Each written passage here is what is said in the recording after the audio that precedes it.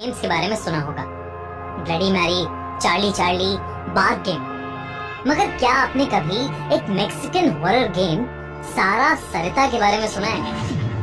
अगर नहीं तो आज की कहानी के बाद आप इस गेम के बारे में जान तो जाएंगे, पर खेलने की हिम्मत शायद कभी नहीं करेंगे। लियम एक 14 साल का बच्चा था जो अपने पेरेंट्स के साथ कैलिफोर्निया में रहता था।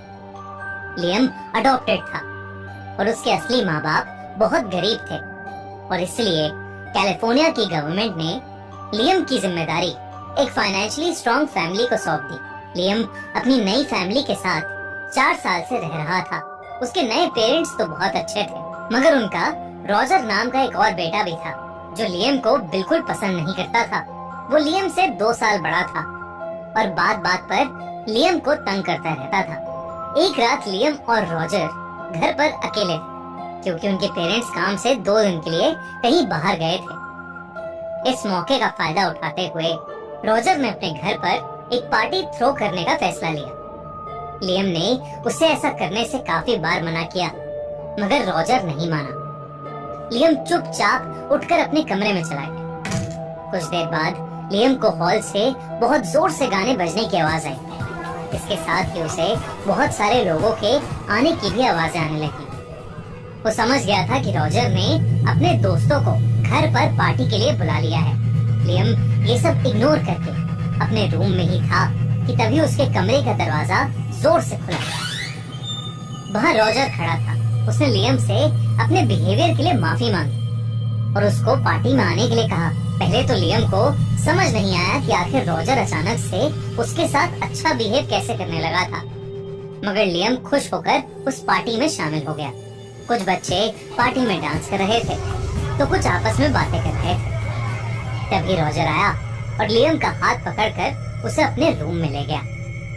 वहां जाते ही लियम ने देखा कि रॉजर के रूम की लाइट्स ऑफ थी और उसके कमरे में बस कुछ कैंडल्स जल रही थी। उसके रूम में उसके कुछ दोस्त पहले से ही थे। रॉजर के दोस्त लियम को देखकर हंसने लगे, मगर तभी रॉजर ने उन्हें चुप होने का इशारा किया और वो अपनी हंसी छुपाने लगे। लियम को कुछ समझ नहीं आया कि आखिर रॉजर उससे क्या चाहता था, इसलिए उसने रॉजर से सीधा सीधा पूछ लिया। तभी रॉजर की एक दोस्त एमा आगे आई और उसने लियम से पूछा कि क्या वो उनके साथ एक गेम खेलना चाहेगा। लियम को लगा कि शायद रॉजर के दोस्त उससे दोस्ती करना चाह रहे हैं, इसलिए वो तुरंत मान गया। रॉजर के कुछ दोस्त बेड पर बैठ गए और रॉजर खुद एक कोने में जाकर खड़ा हो गया। एमा ने अपनी पॉकेट से एक छोटा सा वुडन बॉक्स निकाला और उसमें से 2 कॉइन्स निकाले। उसने लियम से कहा कि अभी वो जो गेम खेलने जा रहे हैं उसका नाम था सारा सरिता। इस गेम में वो सारा सरिता नाम की 2 आत्माओं को बुलाएंगे और उनसे बातें करेंगे। उन्होंने लियम को डराते हुए कहा कि वो सारा सरिता की आत्माओं से जो भी पूछना चाहता है वो पूछ सकता है।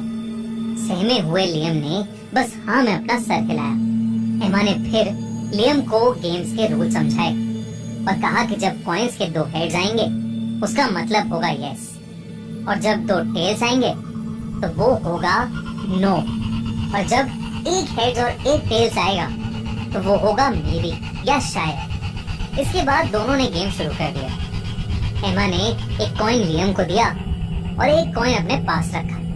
फिर एमा ने आंखें बंद करके बोला, सारा Sarita can we play your game?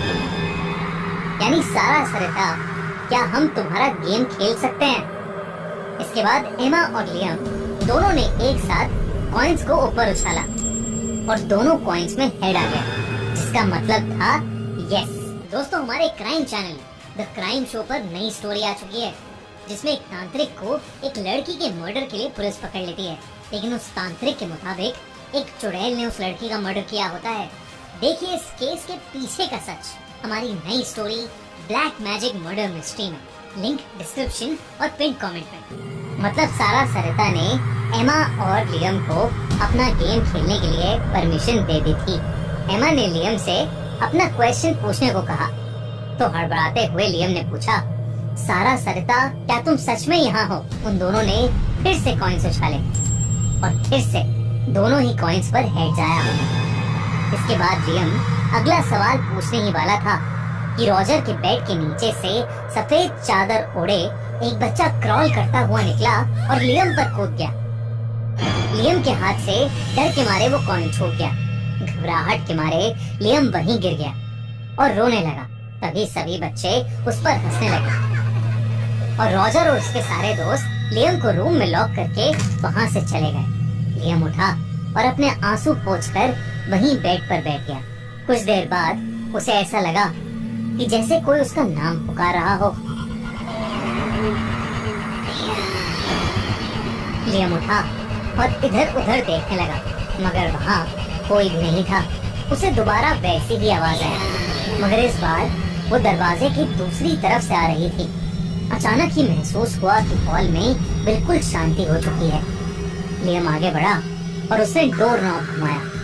जो दरवाजा अभी थोड़ी देर पहले तक लॉक था वो आसानी से खुल गया। जब लियम कमरे से बाहर निकला तो उसने जो देखा वो देखकर उसके होश उड़ गए। वो सभी बच्चे जो पार्टी में आए थे वो हॉल में स्टैचू बनकर खड़े थे। उन सभी के ऊपर सफेद रंग की चद्दर डली हुई थी और उनकी आंखों, मुंह और कान से खून बह रहा था जो उनके ऊपर पड़ी सफेद चादर पर भी लग चुका था।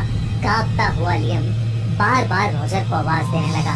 तभी स्टैचू की तरह खड़े वो बच्चे एक तरफ शिफ्ट हो गए और लियम ने देखा कि उनके पीछे सोफे पर कोई बच्चा लेटा हुआ था।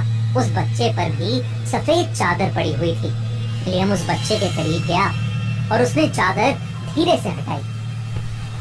लियम के दिल की धड़कनें रुक सी गईं जब उसने देखा कि सोफे पर रॉजर बेजान सा पड़ा था। उसकी आंखें काली पड़ चुकी थी।